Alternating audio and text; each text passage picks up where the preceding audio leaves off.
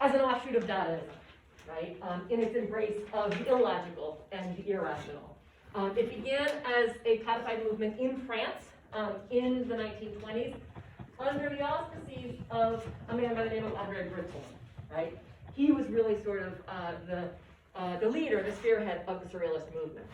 And Breton actually wrote a manifesto of Surrealism, right? A treatise on Surrealism, on what it was and what its intentions were.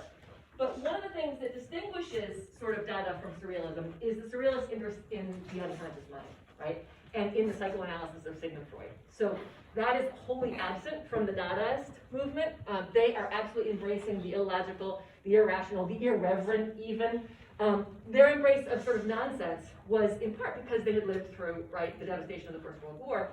But the Surrealists sort of took that embrace and interest in the irrational, the illogical, one step further, and sort of codified a movement that was looking at the work of Sigmund Freud, the writings of Sigmund Freud. And Freud, as we said last class, really sort of talked about the mind as a battleground, right, where war was being waged. And this was an appropriate metaphor for this group that had just lived through the ravages of the First World War.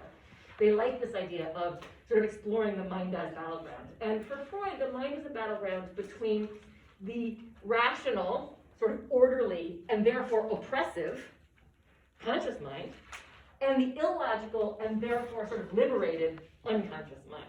Okay? So the idea, again, was like a Dada, reason and logic had gotten us nowhere. Reason and logic had led to international conflagration, had led to this massive war, right? The likes of which nobody had ever experienced before. So why embrace reason and logic? So the embrace of the illogical, the irrational makes sense. But the Dadaists, again, not interested so much in the unconscious mind. And the Surrealists were much more interested in sort of tapping into the unconscious mind. And again, because the unconscious mind was thought to be liberated from the sort of oppressive tendencies of the rational mind, right? So this idea that sort of the rational mind is oppressive. And so they cultivated a number of different techniques to try to tap into, to try to sort of liberate that unconscious mind. Like that was really the goal of all Surrealist art, was to sort of tap into the unconscious mind, somehow allow the unconscious mind, right, to sort of be liberated. And the idea is usually the unconscious mind is under the control of, right, the rational mind, the conscious mind, constantly oppressing the unconscious. And so how can we sort of liberate the unconscious? How can we tap into the unconscious? And there are a series of different techniques that Surrealists cultivated to try to do that. And they fall into two different camps, and that's sort of what I want you to understand. There are these sort of two big categories, right? On the one hand, we've got what's called automatism.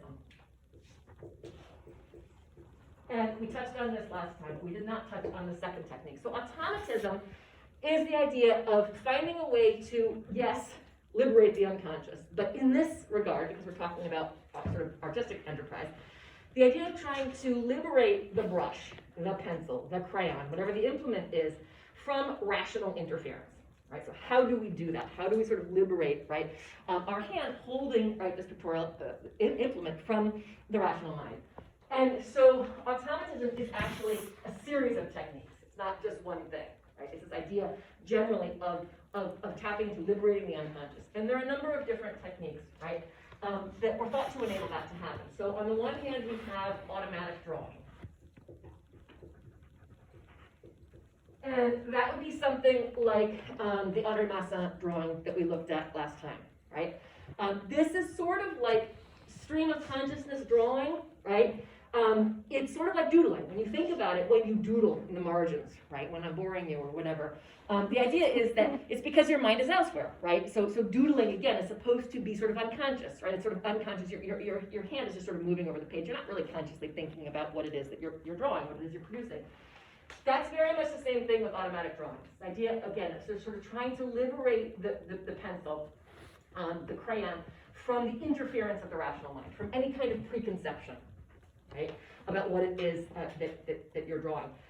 And we talked about this last time. Once sort of that automatic drawing is completed, then the artist looks at it, right, and it allows sort of figures and objects to reveal themselves. And then we'll enhance those figures and objects with additional drawing, right? Sort of with additional clarification. Similarly, we have two techniques. One called frottage, and one called grattage, both of which were introduced by Max Ernst. So automatic drawing, a lot of the surrealists practice these techniques, but the automatic drawing of Masson, André Masson is what you're looking at on the left, and a grattage by Max Ernst is what you're looking at on the right. It's called horde, and it's a famous example of grattage. The idea behind frottage and grattage, again, those mean rubbing and scraping, respectively, in French. So frottage means rubbing and grattage means scraping. And the idea was very similar. So frottage is rubbing. You've got all done this. We talked about it last class. Taking a piece of paper, putting it or placing it on a textured surface, right? And then rubbing with the side of a pencil or crayon, right, over that textured surface. Then you lift up the paper, right? And you end up with sort of an automatic drawing. At that point, again, the artist would allow sort of figures and objects to reveal themselves and would sort of clarify those with additional painting, okay? And grattage is, or, with additional drawing. Grattage is a painting technique similar to frottage. The artist would take an unstretched canvas, right? Lay it out over, again, a textured surface of some kind, and then scrape, right, with a palette knife, right, a house painter's palette knife, scrape paint over the surface, okay, in layers. And then, again, lift up the canvas and see what emerged. And in this case, often we'll see, this is called horde, and often the resultant images are these sort of fantastical sort of flora and fauna, right, sort of, the monstrous horde, right, reveals itself. And so we have these sort of fantastical creatures that emerge, right? And that's sort of typical of this kind of work, that the surrealists, again, once they lifted up that paint, and you can see to some extent where the original paint is and where sort of the additional painting has taken place. So here, for example, Ernst came back and tipped, right, white paint here, here, and here, and here, to create the sort of illusion of horns or claws, right? And the idea is, again, to sort of add emphasis to certain features, to certain areas of the composition, allowing, again, the sort of fantastical, magical sort of flora and fauna to really emerge. And this is supposed to be a battle between fantastical creatures, right? The horde. Sort of, again, this battleground theme keeps coming up, right? We start with this idea of the mind is a battleground between conscious and unconscious thoughts. And a lot of what we see in surrealist imagery, this is supposed to be stream of consciousness. This is supposed to be, again, allowing chance to intervene. But as we discussed last time, as soon as you're going to clarify, as soon as you're going to add additional drawing or painting, you're allowing the conscious mind you're allowing the conscious mind to sort of re-enter the equation, right? But anyway, so this is typical of grattage, that paint scraping technique. And you can see, here, this guy obviously a victim of the battle, somebody who's sort of fallen down, is being trampled. You can imagine by all these sort of fantastical creatures. So that is automatism, right? These three techniques in particular, right? Automatic drawing, and then the frottage and grattage of Max Ernst. And these things were practiced regularly. The idea, again, was to tap into stream of consciousness. And again, try to eliminate rational interference to the best of one's ability. And we talked about the fact that I'm not sure that that's always that easy. Another technique that the surrealists practiced was actually very different, right? But the goal was the same. So this is what we call uncanny juxtapositions, or the exquisite corpse.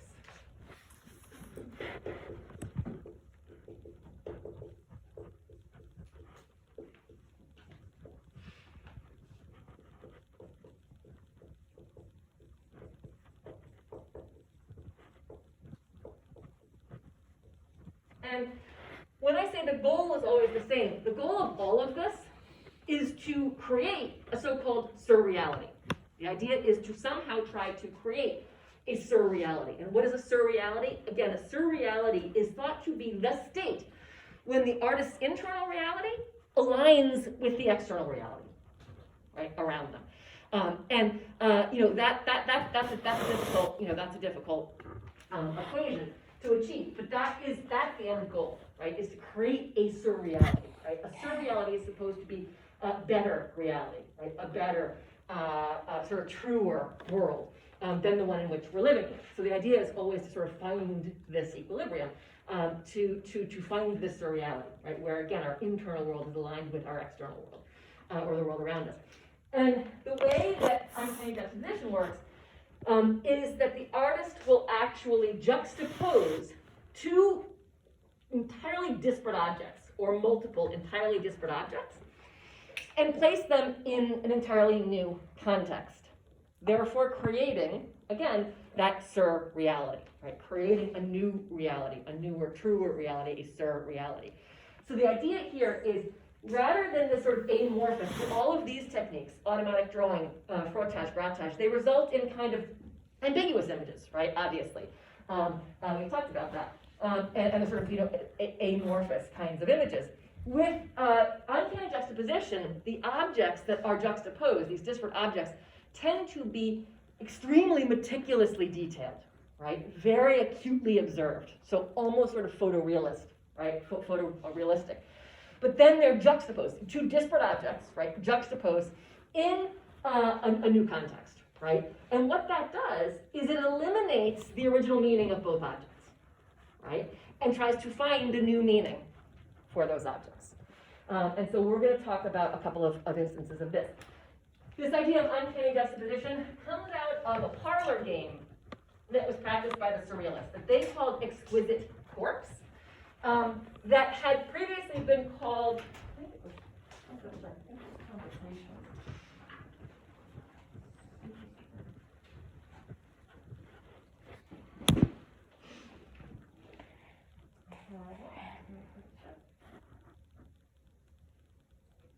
consequences. I know that doesn't sound quite right.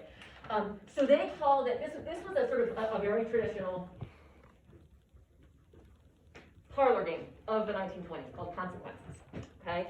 And they, of course, had to rename it, so they called it Exquisite Corpse.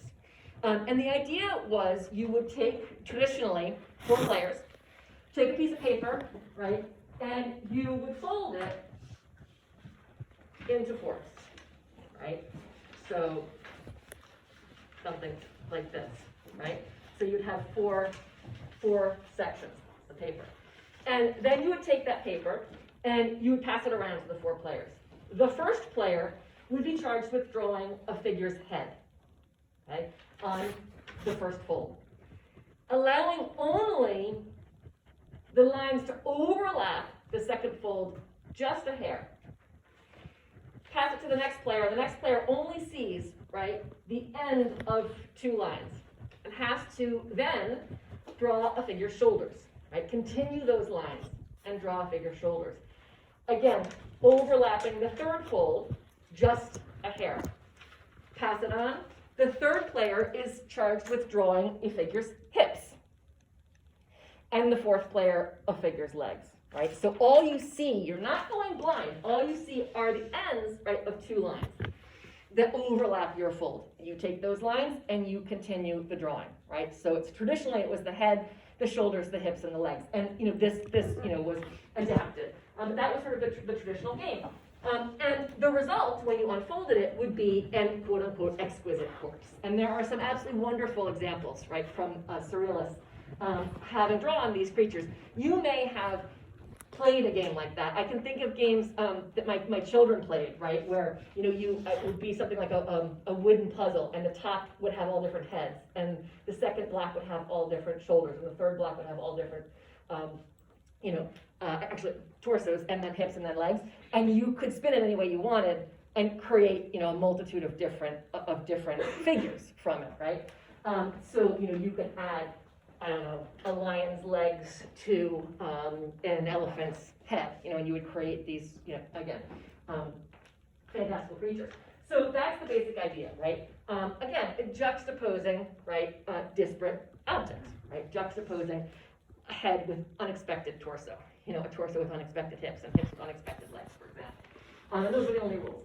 So exquisite corpse, right, resulted in a painting technique that was practiced in particular by Salvador Dali. So Salvador Dali is the practitioner in particular of uncanny juxtaposition, right? He never really got into the automatism, okay?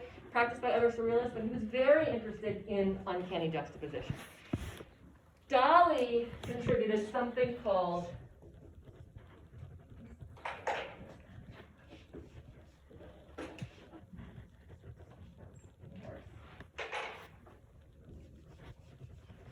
the paranoid critical method.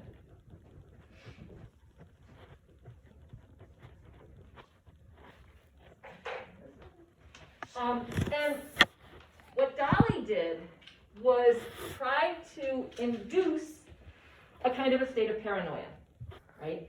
He would try to find a way to replicate the paranoid's ability to misread or misconstrue visual appearance. And that's what happens when you're paranoid. You tend to sort of misread a situation. You misread sort of appearances, right? So Dali, presumably we'd want to avoid that kind of state, but Dali, of course, is going to cultivate it, right? This idea of the paranoid critical state or paranoid critical method, where he would try to induce the state of paranoia, okay? And what he was trying to do was cultivate the paranoid's ability to misread or misconstrue appearance, okay? And therefore to place disparate objects, right, in a new context, okay? And remove the original meaning of those objects in the process, right? Creating an entirely new meaning for the juxtaposition. So I will give you an example. One of the most famous examples, Dali did it time and time again, is this quite incredible painting, and this is what I can't get rid of the Miro. I don't know why. Oh wait, no. It's not giving me the ability to cut the slide. I don't know if any of you guys know why. I just want to. Maybe try now. What do I do? Try it now. Oh, wait. Here. See, it wasn't giving me any options. And I right-clicked on it. I'm not entirely sure why. Is there anything up here that I can do? Probably the compatibility mode on top. I thought that too, but look, it doesn't. Did you like send this to yourself at some point and not give yourself the editing rights? Maybe try save as. Saving as a new file on the desktop. It's not even giving me save as an option. It's just like not letting.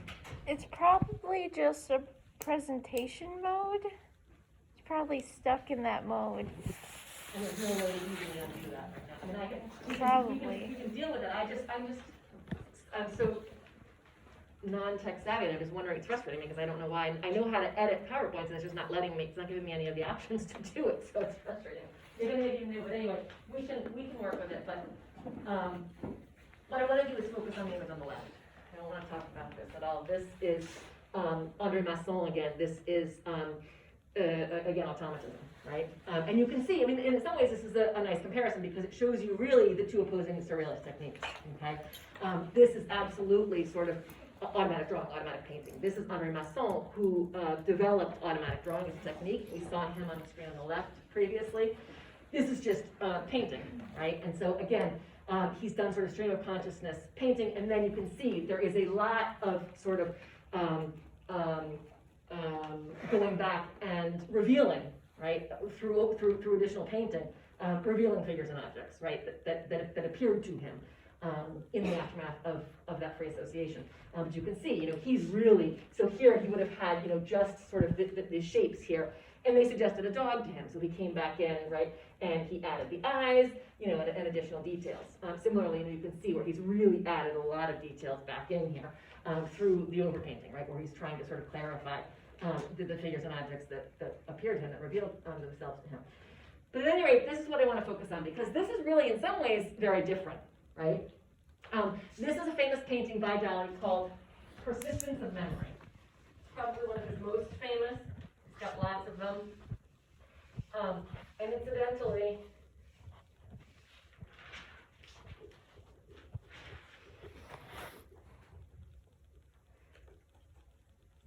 try to let you guys know when there are famous paintings nearby. There is a very famous, and a lot of times when pre-COVID, when I actually required a trip to the Wadsworth for the museum paper,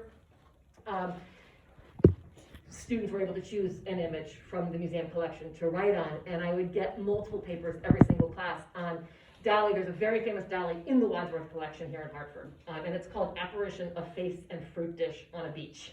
And I can bring it up later. I'm sure you will have sort of somehow seen it, right? But it's right here in Hartford, so it's worth, just knowing that it's there. Super famous painting, and I don't even tell you, let students go blind to the museum, and I would get out of a class of 20, 5 students who wanted to work on that painting, because it's really, they're very sort of visually appealing. One thing I will caution you though, of course, I'm doing a visual analysis, and so that means that students are trying to analyze a painting. And one of the things that's important to understand about Dali is that there is no rational interpretation, right? So you might try, right, to interpret, right, to analyze the painting, but the point is that a work like this defies analysis. It defies sort of rational interpretation. That's the point, that there is no rational interpretation. But I can talk to you about what we know about how this painting was made. So this is the painting that supposedly was made in the aftermath of a dinner party. Salvador Dali had guests at his home, probably imbibed a lot of wine and perhaps sort of other substances. And after his guests had gone, he was left at the table to contemplate the melting camembert cheese, because in the French tradition, the last course, the dessert course, is a cheese plate. And so camembert being a very traditional cheese, right, the idea was always serve it at room temperature, and if it had been sitting right on the table for a long time, it would sort of tend to melt and get gooey, and so he was sitting there, right, and he was contemplating sort of this melting cheese plate. He was contemplating this melting camembert cheese, and decided to induce the paranoid critical state. He was trying, again, to induce sort of a state of paranoia. And what that meant was that then he imagined that melting camembert cheese, those melting bales of cheese, as melting timepieces, as melting clocks or watches. And then you paint what you imagined, right? So then you induce this trance-like state, you induce this sort of paranoid state, right? You make these associations, right? And he made the association, happened to make the association between the camembert cheese and a watch. And then you paint what you imagined, right, in that sort of induced paranoid state. And so this is the painting that we get. And what you see is a couple of things. First of all, there are two things. One is that the watches, these timepieces, right, are placed in a new context, right? They are in a new setting entirely. They're in a new context entirely. They're in a landscape. It's not where you expect to find a timepiece. And so that is an uncanny juxtaposition right there. This idea that you've got, again, this object placed in a new setting, right? In a setting where you wouldn't expect to find it, in an unexpected setting, in an unexpected context, right? And that is supposed to, again, sort of eliminate the original meaning of the timepiece somehow. By placing it in the landscape, it no longer has its traditional meaning of keeping time. The other thing is, and this is also part of uncanny juxtaposition, is affording an object, how do we describe it, an attribute that it doesn't have in reality. So in this case, allowing an object to sort of metamorphosize, right? To assume an attribute, a quality that doesn't have in reality. So in this case, what's the attribute of the timepieces, of the pocket watches that Dali has cultivated here, that the pocket watch wouldn't have in reality? Yeah, go ahead. They're fluid. Yeah, exactly, right? The fact that they're soft, right? So, when you think of, a pocket watch, it's hard, right? It's in a hard case, it's got a hard glass surface. And so he has given these pocket watches the attribute, right? He sort of allowed them to metamorphosize. He's given them the attribute of the camembert cheese. He's given them the attribute that belonged initially to the cheese, right? He's allowed them to melt, right? He's made them sort of soft and allowed them to sort of melt over surfaces. And so two things, again, simultaneously are happening. On the one hand, an object is placed in a new context, in a new setting, right? And on the other hand, an object is given, an attribute or a quality that it doesn't have in reality. And the point is, again, to create a surreality, some kind of surreality, where the artist's internal reality is aligning with external reality, right? That's supposed to be, again, sort of a truer reality than the normal reality. And another thing about these images is that you can see, for example, the landscape backdrop. Everything, indeed the watches themselves, are really meticulously observed, right? This is hard-edged, sort of, linear painting. This is not, sort of painterly, brushwork. This is sort of hard-edged linear style. We could, if we've been doing this sort of periodically throughout the class, I would call work like this. I mean, this is a stretch. It's not part of it, but it is. It is part of the sort of classical and classicizing traditions in the way it's painted. Right? Certainly the intentions are not the same. But, you know, we've been talking about sort of two opposing techniques throughout the semester. On the one hand, the sort of hard-edged linear classicizing style, where, you know, contours contain the forms do not spill outside the lines, where the picture plane contains the figures and objects. Again, they don't sort of extend into the space beyond the frame. You know, these are all, you know, where line and good design are privileged over color. And then on the other hand, there's sort of, you know, painterly expressionism, right, which is a more sort of Baroque, if we were going to sort of put that term on it, a more Baroque quality, right? Privileging of color, loose brushwork on the surface of the canvas, expression of emotions, figures and objects spilling outside the lines, figures and you know, outside their contours, figures and objects also spilling outside the frame. So those are our sort of two opposing art historical forces that we've been talking about throughout the course of the semester. And this would have to be aligned with the sort of classicizing tradition if it were to be aligned with either of them.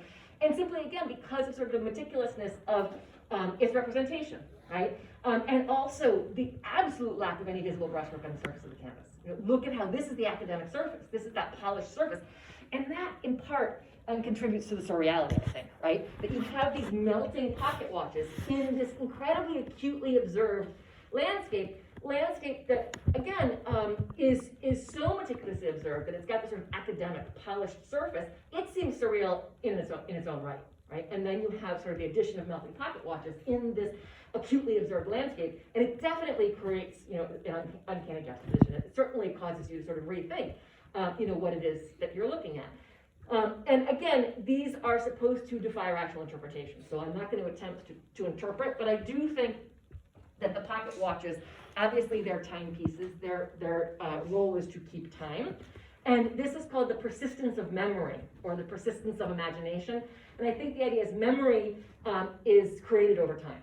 Right, sort of memory can't exist without the passage of time, and so I think there is something to do with sort of time and memory, right, going on here. And in fact, that is what the paranoid critical method sort of induces, right? You induce this paranoid state where you sort of see again these uncanny juxtapositions, and then you paint what you remember having seen, right?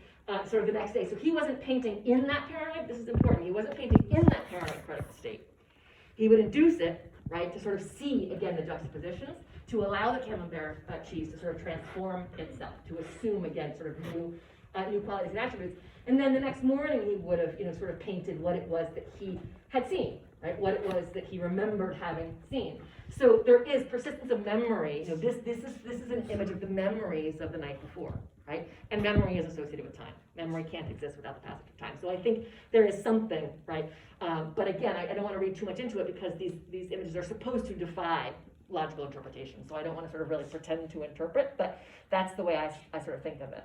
I know you said you don't want it. Yeah, I know, it's hard not. You know, it's very tempting. I just wanted to know your opinion why he decided to put it into this, like, nature, bleak background. I think because, again, it's the opposite of the context in which he originally contemplated the cheese. So, for example, you know, he was in probably a cramped sort of Parisian apartment, right, as a poor artist type, and, you know, he probably, you know, worked in a cramped studio. And so the idea is, you know, place, again, the melting camembert cheese that he had experienced in the opposite setting, right? Sort of think about what the exact opposite would be. So an expansive landscape would probably come to mind, right? You know, and again, I don't know. I think we should probably resist interpreting too much. But again, it's the idea of where would you least expect to find a pocket watch? You know, we think about, you know, pocket watches again as being, you know, they're timepieces carried, you know, generally by sort of city dwellers, right? So if you think about, you know, where would you least expect to find a pocket watch? You know, perhaps melting in the desert, right? I mean, you know, there is really no, I think it's just that this setting is about as disparate from, you know, the original setting of timepieces you can get. And that's sort of the best explanation I have. But, so yeah, we have this sort of strange this desolate desert landscape, right? And again, I think there is something, you know, we in the background, I feel heat in this scene. And I think it has to do with the yellows in the background, obviously. But I feel heat. I feel like this is, you know, first of all, the sort of the lack of any, you know, sort of flora, fauna, lack of, you know, and the predominance of yellows, right, sort of feels, again, it's sort of desolate, and and sort of, and hot. And that makes sense, if we're talking about melting too, in the context of melting, that sort of heat and that desert landscape makes sense. So, who knows if that's what he was thinking. The idea is that he's trying to paint what he remembered from the night before, what he imagined, having seen the night before, and what he imagined having seen was melting pocket watches, right? That ambiguous creature in the center thing, is that one of the different objects, or is it just an ambiguous creature? So, I would say that because it is so ambiguous, so with the uncanny juxtapositions, we tend to see juxtaposition of distinct objects, right? And because that is ambiguous and it's not distinct, I would say, because it's hard to say, it looks like a face, looks like a profile, right? Is the best we can do. Sort of got a nose and a closed eye with eyelashes, right? But it is not a distinct object. And the pocket watches, right, are so, both open and closed, are so acutely observed, and the landscape is so acutely observed. I'm not sure what to make of that, but I would say that it's not one of the disparate objects that's being juxtaposed because it's not distinct, right? I don't know what to make of it in particular. I don't know if anybody has ever ventured to guess, and again, we're not supposed to really try to interpret. I don't know if it's supposed to be Dolly's profile. I really don't know. But I would sort of count that, I would not count that as one of the sort of, the disparate objects being juxtaposed, because they tend to be, again, sort of extremely acutely observed, and sort of meticulously detailed. And that is not, that's sort of too amorphous, too ambiguous. But I'm really not sure what entirely to make of it. The ants, right, covering the surface of the closed pocket watch. Again, we're trying to explain something that is inexplicable, but for me, that's again, food left out, too long. It's that, presumably, Dolly wasn't tidying up the dinner table either, at that point. So, maybe there were some ants on the cheese, right? I mean, it's sort of, to me, it's sort of associated with, again, that sort of melting food, that sort of melting, rotting food, left out over time, left out too long. And again, we know that the idea for this image came initially from melting camembert cheese, and then from there, he induced this paranoid critical state and tried to, purposely tried to misread or misconstrue, which is strange. We don't tend, but that was the point, was to try to sort of misread or misconstrue, and this is what he imagined. So this is what he painted. So. Persistence of memory, and that's a very famous, one of the most famous of the Dolly paintings. A lot of complementary color. If we were to sort of do a more visual analysis, right? I mean, again, we're not supposed to try to interpret, but we could certainly analyze the visual elements. And what do we have is a lot of complementary color. And complementary color from your experience in this class creates a jarring effect, and that's exactly what the result is here, right? It's supposed to create sort of a jarring effect. And so we have, the juxtaposed orange and blue, they're complementaries, the orange pocket watch, the blue of the orange of the closed pocket watch, the blue of the open pocket watches, and the water and the sky. There's that juxtaposition of complementary colors is always supposed to be slightly unsettling, slightly startling, and certainly, the effect of this piece is supposed to be unsettling. If it settles you, I'm not sure why it's supposed to be unsettling. And it is, because when we, what we have here again, are uncanny juxtapositions. We have objects juxtaposed that should not be juxtaposed, right? We have pocket watches in a setting they should not be in. We have pocket watches, again, with a quality, with an attribute that they don't have in reality. So that kind of juxtaposition is unsettling. But that was certainly the point. So I am going to actually pull up for this last one. I want to actually see it, but I can't. And PowerPoint.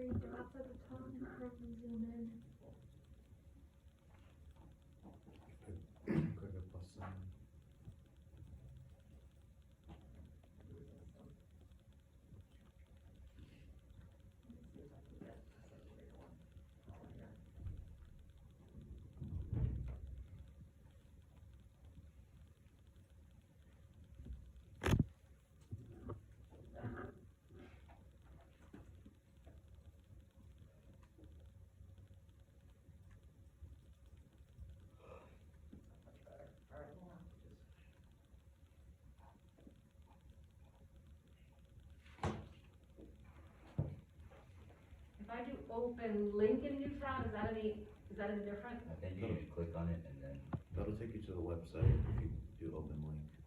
Okay, so, click on the photo and then right click on it when it loads. so right click on this image now, Mm-hmm. And then open in this tab. open image in new tab? Yeah. That should be a little bit better. That's better, thank you.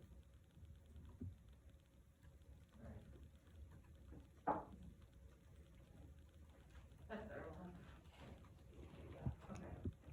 Alright, so, I have a great image of this, it's just, juxtaposing another image on one of this on.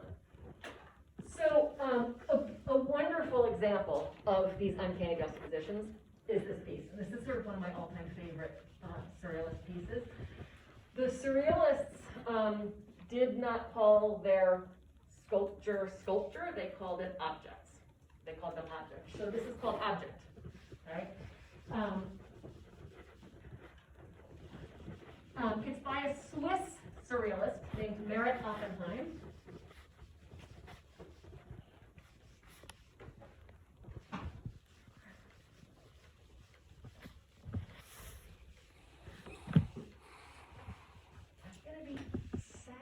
Class to be over, but I'm not gonna be sad. And fighting with this board, it just should not be this hard to erase a board. I'm telling you, you don't understand. None of these things seem to work. So it's called Object, but it does have a subtitle, and the subtitle is Luncheon in Fur, which I think is particularly exquisite. So let's talk about it. So this is the sort of sculptural equivalent, right, of uncanny juxtapositions. If you can call it sculpture. So it's by Merit Oppenheim.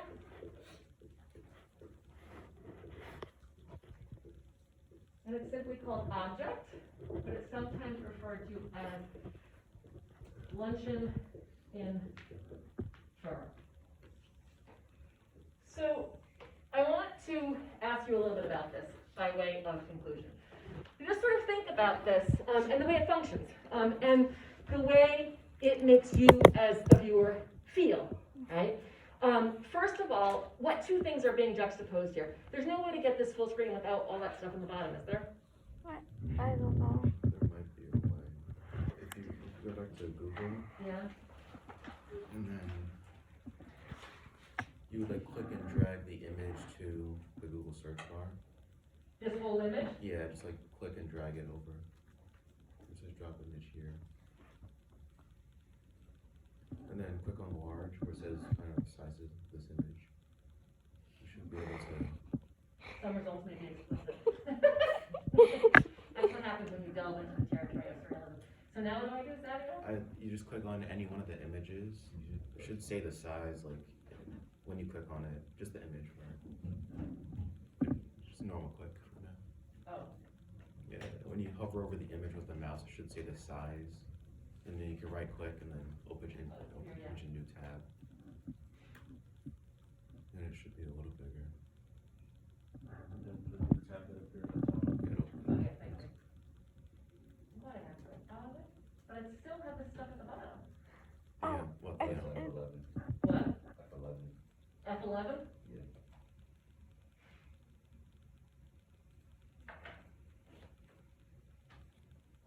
Brilliant.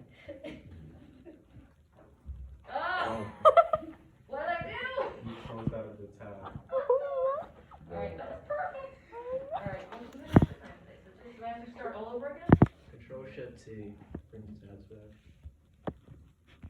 Control Shift. Like when you open Google, you have to Oh. Control Shift T. Do I have to go back into Google here? Yeah, Or I have to go here, right? and then Control Shift T. Then from here? Yeah, Yeah, just try Control So Shift. get your tabs back. There you go. And what did I do to get rid of- F11. What was it, F11? Yep. So, now don't touch it, right? Yeah, just don't move the mouse. Just walk away. Yay! Okay, that was great. Thank you. All right, so And I have to remember what you guys always did. at home. Okay, so, first of all, tell me what two objects are being juxtaposed here. What's going on? India? It's a teacup with a stir and fur. It's made of fur. Yep, so we have a traditional teacup and saucer, right? And then they're clad in fur.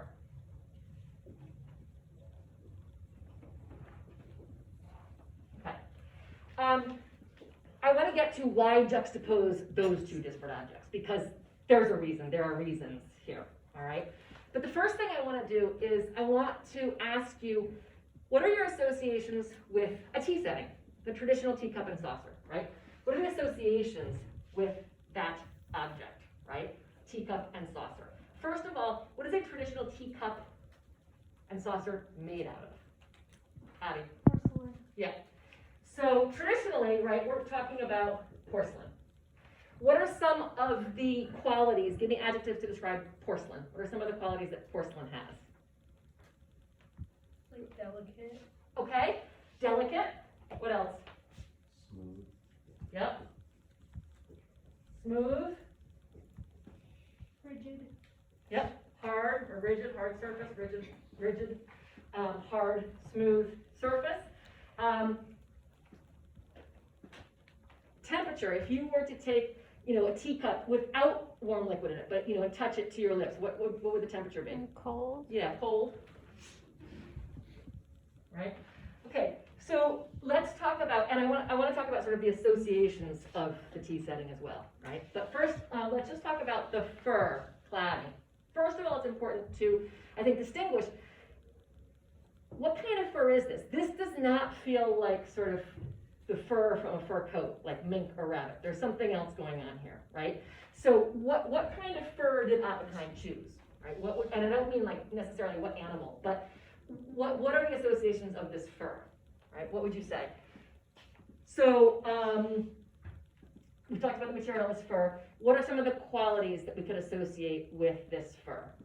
Right? What is it? What would it feel like? What would it smell like? What would it? Yeah, Isabel. I don't really have like a specific thing, but it looks like dog fur, especially Okay. the back here. Okay. Yeah. I mean, I like that because the point is, it's there are different types of fur, and we're not going for the sort of the mink coat fur here. This is something very different, and that's just the first thing that I want you to sort of. This is the fur, of sort of a predatory animal, right? Almost. So we get sort of associations, specific associations with that fur. So qualities of it, yeah. Lexi. Maybe like coarse. Yeah. So instead of smooth, right, rough, coarse, I absolutely think that that's not the way to spell it, that this fur is coarse. Right, that's sort of like a key adjective there. What else? Trinity. Warm and cozy. Okay, I definitely agree with warm, right? I mean, if you were to touch, right, the fur, it's not gonna be cold for the touch, it's gonna be warm. To me, cozy, maybe, but if we're talking about like coarse fur, for me, and how else might this feel, right? As opposed to being coarse, how else might the fur feel if you were to touch it? What? Squishy? Okay? Itchy. Okay? Yep. So instead of being hard, right, we're talking about something that is soft and squishy, but maybe also sort of, for me, yeah, sort of itchy. I had another one.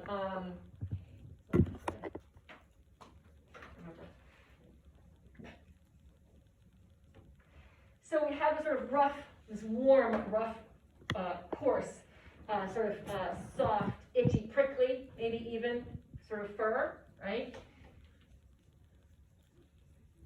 Okay. So what are your associations with the tea setting? Not with this object, but with the traditional tea setting. So we have described characteristics of it, qualities of it.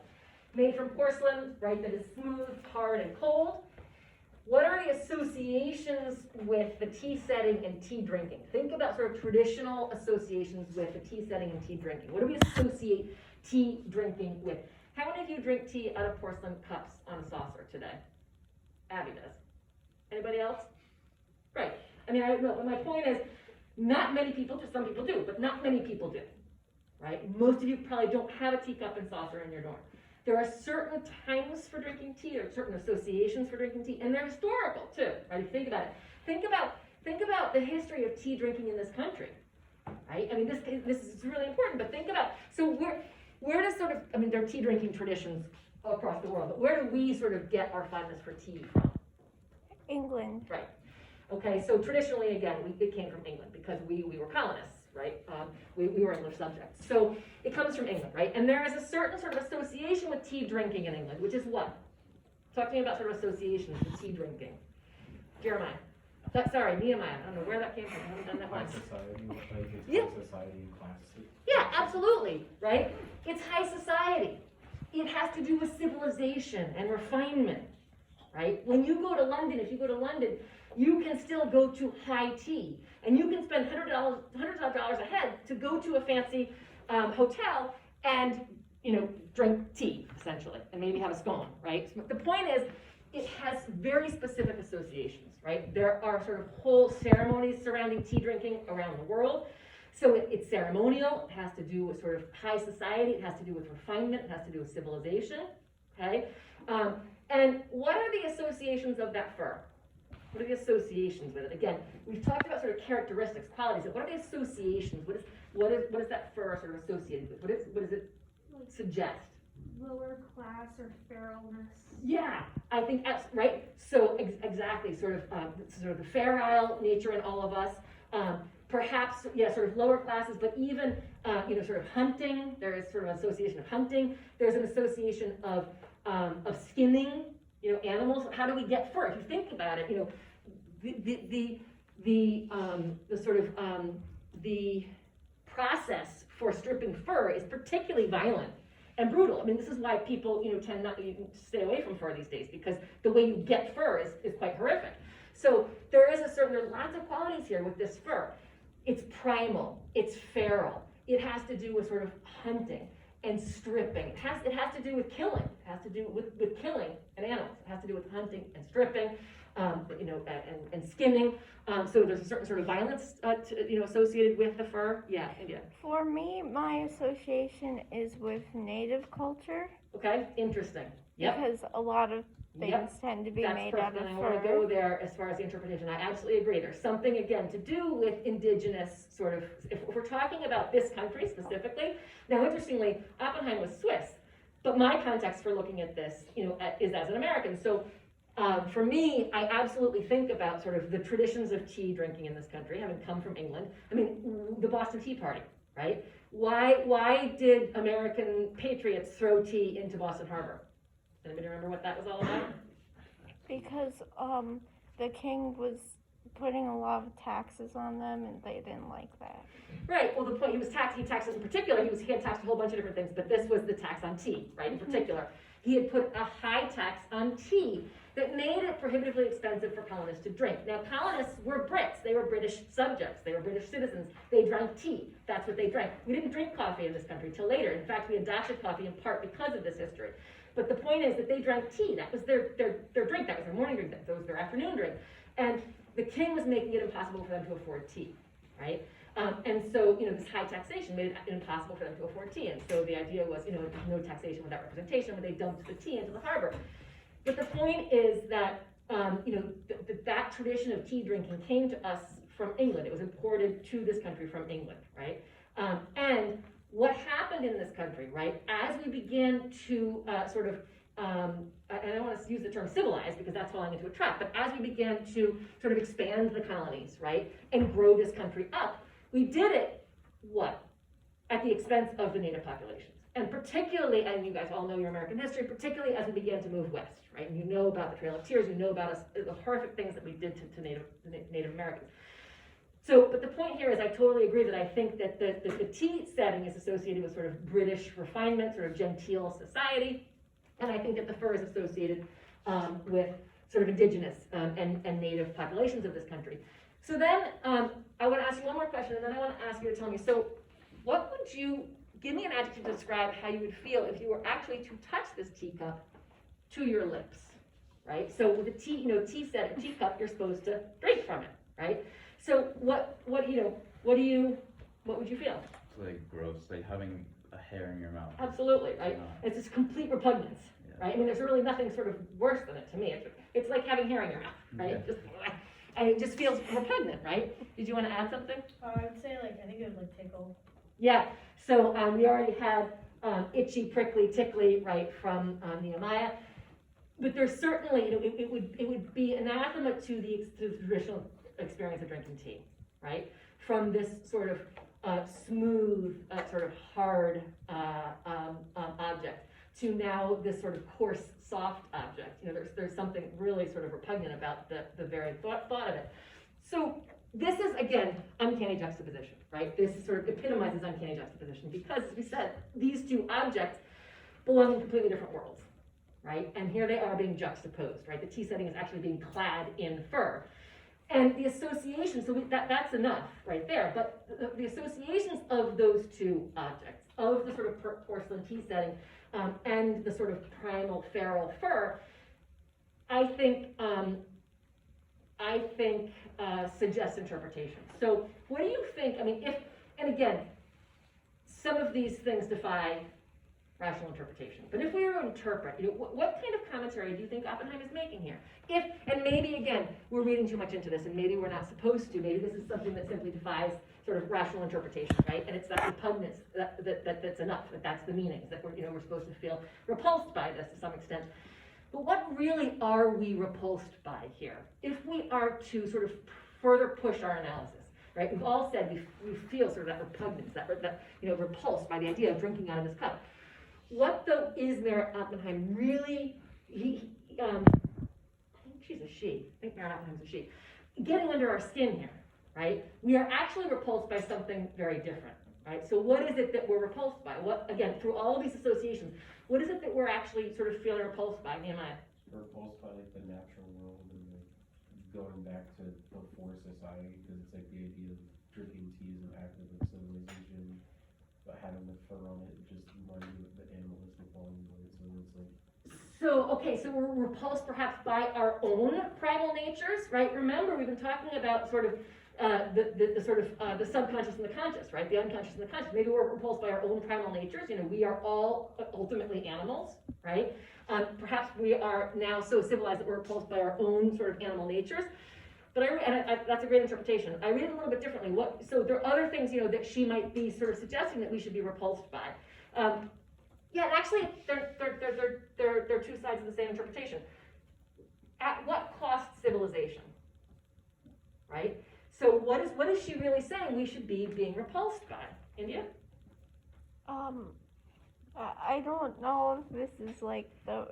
There's no correct here. I mean, this is surrealism. But yeah, I mean, what? But like from what you were like starting to say is that it's like civilization at the expense of the indigenous population and the indigenous ways. And I think that's what we're supposed to be ultimately repulsed by. You know, is at what cost civilization, right? At what cost this country? At what cost, you know, the questions that a piece like this sort of, you know, result in our asking are sort of, you know, numerous and various. But I think it's really, you know, again, this idea of at what cost civilization, right? You know, it literally, the cost is the indigenous populations of this country. That's the cost, and that's the answer.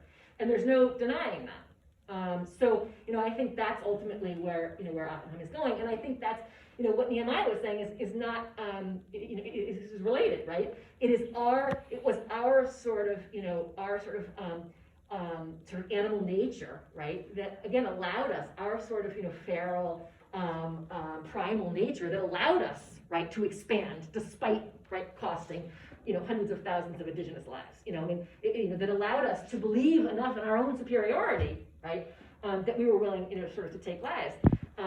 So, you know, I think those interpretations absolutely are coherent.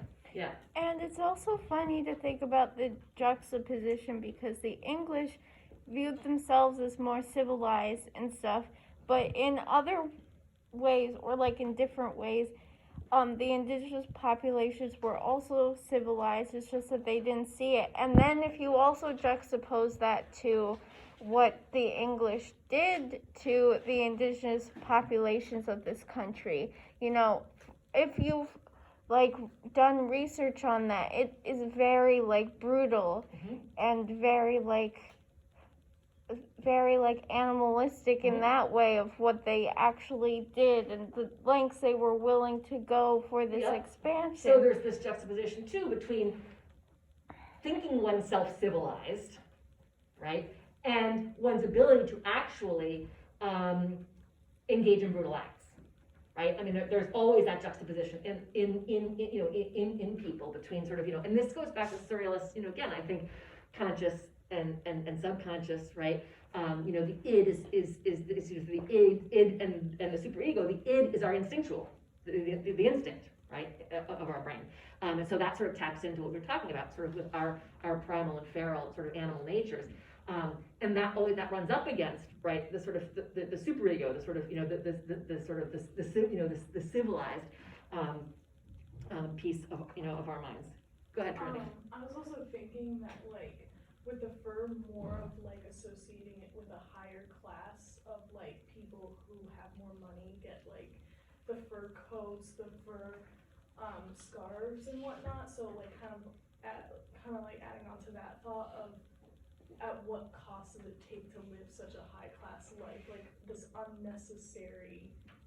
Right. So the unnecessary trappings of, expenses I mean, to live that way. yeah, right. I mean, to me, this fur doesn't read as the kind of fur that you're talking about, but I do think that you're dead on when you're talking about, again, this idea of even wearing fur, being interested in buying fur, right? I mean, when you think about, there's something appealing about it, perhaps, but when you think about the cost, when you think about, again, how that fur is actually, sort of, coming to be, in your fur coat, then all of a sudden there's quite a different, association with that fur. It's much, so, yeah, I mean, I just think there's a lot going on here. Abby. Bouncing off of that, I initially took this piece as like talking about the fur trade because, that was usually done by, lower class men who are hunting to make these extravagant furs for upper class society to wear to these teas. Yep, and I absolutely think, I mean, that too is associated with, again, the origins of this country, right? And the foreigners who were involved in the fur trade and who came here to make a living were involved in the fur trade, and it was hunting and trapping, right, and skinning, and this is quite violent and brutal work. And the point is, it's violent and brutal work for, again, the sake of the upper classes, right? So again, there's definitely a juxtaposition here between a couple of different things. Yes, we're juxtaposing fur and porcelain, right? That's our uncanny juxtaposition. That's our surrealist juxtaposition. But I think in this case, the juxtaposition does sort of lend itself to analysis. And I think that Oppenheim is definitely sort of talking about sort of civilization versus barbarism, really. Right, getting at the root of sort of, the war between civilization and barbarism. That this country, right, was fought on, essentially, right? And you could even say, that each of us individually also has that war going on inside us between sort of civilization and barbarism. Ultimately, again, we are all animals, and yet we pride ourselves as being, the most civilized, right, of species. We started this class talking about, humanism and what is it that makes us, human. So it's a nice way to finish by saying, we could say, it is, again, our ability to make conscious choices, right? Our ability to sort of lead civilized lives, to understand our consequences, of our actions. But, on the flip side, there is definitely sort of an animal, sort of a primal, feral part of the human being as well. And I think that's what Oppenheim is trying to remind us of, right? I had initially thought of what Trinity was thinking of, but then, like, subsequently I thought of how, like, the juxtaposition of how the behaviors are interpreted. Like, for example, when it comes to fur with the indigenous native communities, like, obviously they were, before colonialism happened, they were using fur as a plethora of things, but the second that, like, a white higher class people start using fur for fur coats and stuff like that, it's seen as high class, whereas they're still being looked at, like, indigenous people are still being looked down upon for doing the exact same thing, and how that's still, like, a very ongoing interpretation of behavior and of for, like, the, like, colonialism versus like the people of color that inhabited the continent beforehand. Yeah, I think you're absolutely right, and I think one of the biggest differences between the way that indigenous populations used fur and the way that, for lack of a better term, well, the colonists used fur, right, is that, you know, if you're talking about using fur, killing an animal for its pelt to make a coat, the rest of that animal wasn't being used, right? The rest of that animal was being discarded. Whereas from what I know about native populations, they would use every single piece of that animal, every single piece. Obviously the meat, the fur, the meat, the bones, the sinews, I mean, everything was used, right? There was nothing that was wasted. And so it's just a completely different way of looking too at the hunt, right, and the kill. You know, and I think it's different too when we could even talk about sort of hunting today. You know, when one hunts, you know, not to get too far gone, but you know, I think when one hunts for sport and is simply sort of discarding, you know, when one hunts for sport, to me that's you know, just sort of egregious. If one's hunting for food, that's a sort of a different story, right? And I think that's a sort of equivalent to, you know, again, the way in which colonists perhaps looked at fur and the way in which indigenous peoples looked at fur and you know, the use of, you know, the use of an animal. So I think, you know, it's a really interesting discussion, but anyway, this object, in quotes, I think brings us full circle because, you know, we started this semester talking about you know, humanism and what it is that distinguishes human beings from other species. And perhaps, you know, with this discussion, we are answering that question in a new way, right? You know, originally we were talking about things like such as choice and cognizance of consequences, you know, and individual sort of autonomy. And here we're sort of saying, you know, that that beneath all that, there is still, you know, beneath, again, our sort of, you know, humanity, there is still a kind of, you know, of barbarism that, you know, is part of human nature, and that, you know, this idea of sort of civilization versus barbarism is a piece of the, you know, is a piece of the question too. So that is Oppenheim's object. So that will bring us full circle. I'm not going to introduce abstract expressionism now because I've decided what the short answers are going to be. And I'm not going to have one on abstract expressionism. So I'm not going to introduce that.